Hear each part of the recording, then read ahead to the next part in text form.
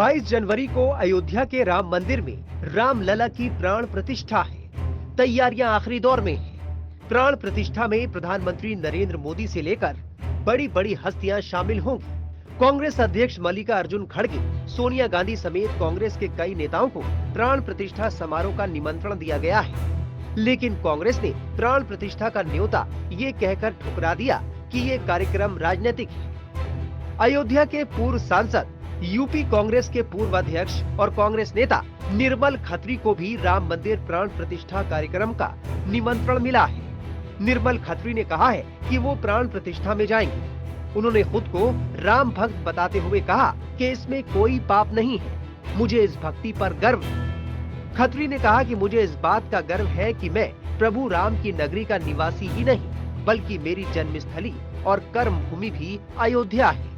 सभी धर्मों के लोगों को अपने इष्ट देवताओं पर गर्व करना चाहिए। खत्री ने कहा कि कांग्रेस पार्टी का कोई ऐसा निर्देश नहीं है कि नेता कार्यक्रम में भाग नहीं लेंगे, इसीलिए मैं इस निमंत्रण को स्वीकार करते हुए इसमें शामिल होऊंगा। निर्मोही अखाड़ा के श्री महंत जी, शरद जी और अन्य साथी और अग्रज हमारे 22 तारीख को जो प्राण प्रतिष्ठा का कार्यक्रम है उसका निमंत्रण लेकर के आए हैं।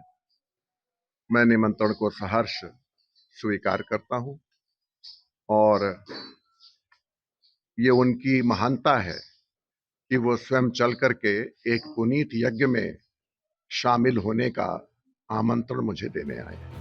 वहीं राम मंदिर का आमंत्रण ठुकराने पर बीजेपी कांग्रेस पर हमलावर है। जब अपनी ही पार्टी में अन्याय करें, राम भक्तों को राम जी से दूर रखने का प्रयास करें, तो राम भक्त कहां उनकी सुनने वाले हैं। इसलिए कांग्रेस में भी उनकी नहीं कोई सुन रहा। जितनी मर्जी राजनीति कर लें, आना तो प्रभु के चरणों में ही पड़ेगा। श्री राम जी के आगे शीश तो उनको झुकाना ही पड़ेगा। बता दें कि पिछले दिनों निर्मल खत्री ने फेसबुक पर एक पोस्ट की थी, जिसमें उन्होंने अपनी पार्टी को कई नसीहतें दे डाली थी।